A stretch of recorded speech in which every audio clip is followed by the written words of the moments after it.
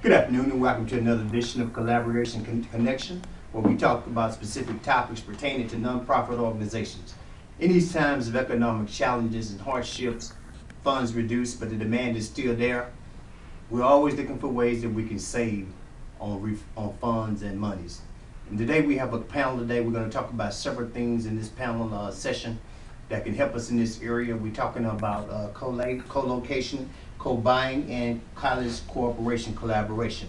And the panelists here today will be talking on these topics briefly to expand your knowledge to nonprofit CEOs in these areas.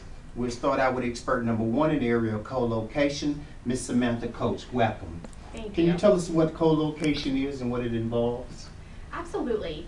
Well, first of all, co-location occurs when more than one organization shares physical space. For most organizations, this is going to look like sharing office space. Of course, other models do exist. For instance, a soup kitchen that provides breakfast to the homeless population in the morning might share a kitchen with a restaurant that is open for dinner, say from 4 p.m. to 10 p.m. in the evening. So these two, a for-profit and a nonprofit organization, are sharing physical space. But as I said, in most cases, we are talking about either two or more nonprofit organizations, or a nonprofit organization and a for-profit organization sharing office space. And of course, co-location in this way really offers a lot of benefits, specifically benefits, financial benefits for the organization.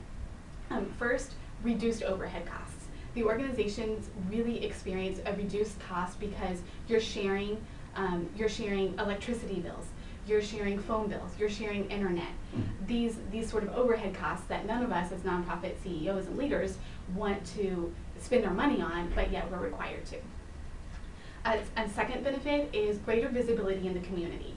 So now you have multiple organizations being addressed or being in one location, which brings more visibility to every organization, which of course in turn increases fundraising.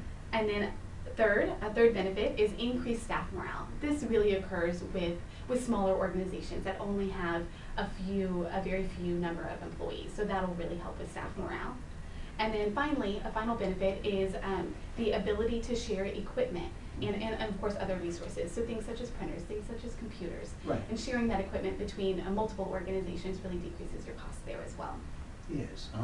You think of any nonprofit organizations whereby this is being enacted right now? Any nonprofit that may be utilizing this co-location concept? Absolutely. Actually, right here in the Houston area, United Way of Texas Gulf Coast, the Bay Area Service Center, actually a little south of the city, has a single location, a single office building, in which multiple organizations are able to use the office space, permanent office space there. And this is actually what we call it, the technical term for it is a multi-tenant nonprofit center. And it really offers a lot of benefits to the organization. For instance, volunteers come in to volunteer with one organization and now they're exposed to 5 or 6 other organizations. Same with clients. You have a client come in to receive services from one of the organizations located at the center, and that organization can make a quick, easy referral to an organization just down the hall. So it's very, very, very beneficial to clients in that manner. Right. When choosing partners for co-locating, what are some of the things that nonprofits should look for? Absolutely. Well, as most CEOs of nonprofits know, when you're trying to build relationships, networking is so important. Key. Right. Yes, networking is key. So networking in your local community, networking in your sphere of influence, that's the first place to start. There may be an organization that you already have a reputation with, that you already have a relationship with, that is interested in co-locating. Yes. So that's the first place to start. In instances where that doesn't work, the internet can be a great resource for nonprofit CEOs. Specifically, idealist.org will provide, if you actually just go to idealist.org, type in shared spaces and your location, in the general location you're looking for, even for-profit businesses today are actually posting opportunities and openings for shared spaces in their buildings. So that's a great resource. Another great resource is the Nonprofit Centers Network website. And on that website, they actually have a map of the United States and list every single multi-tenant nonprofit center in the United States. Okay. So that is, both of those are great resources for connecting with other nonprofits who may be interested in co-locating. Excellent, excellent. Thank you. Samantha on that extensive research and thought on that subject. Next expert on the panel that we have is Nicole Amaya. She's going to speak to us about co-buying. Nicole, what insight can you offer us in reference to co-buying to nonprofit organizations, for nonprofit organizations, rather? Well, co-op buying is a collaboration of individuals or nonprofits. In this case, it would be smaller nonprofits that come together and join, I guess, an effort to try to buy commodity products such as technology and your usual everyday paper products and office supplies. Now, for co-op buying, I do have a couple of referrals for all these brand new CEOs that are trying to bring up their small nonprofits into the Houston area. There's a lot of fundraising issues that come about, and you need to collect a lot of money. Sometimes it becomes a little bit of a hard issue to get some of those individual funders to come in and give you that extra money and be able to buy these expensive commodities. Now, I do recommend that you look into probably collaborating and going into Sam's or your local Costco.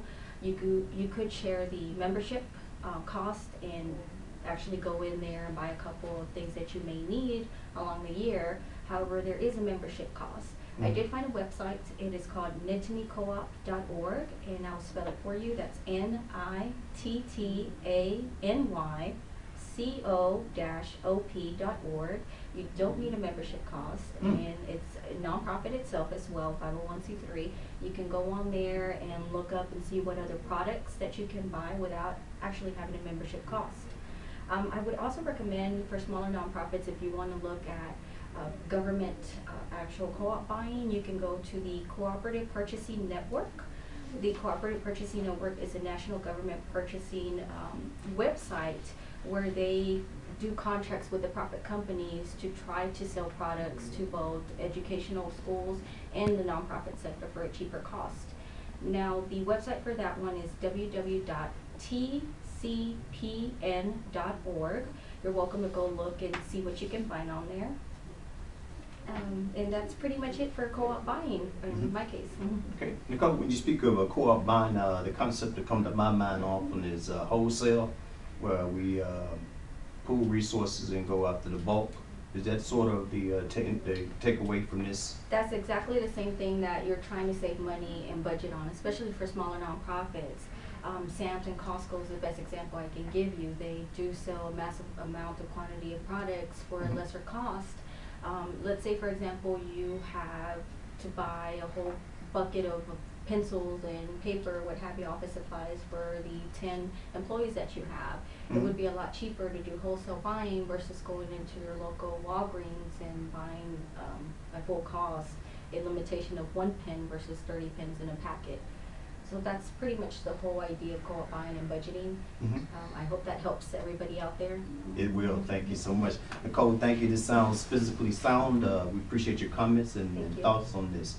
Next panelist would be Martha Alvarenga. She will speak to us on college and corporation collaboration, such a hot item button. We want to hear what she has to say at this time.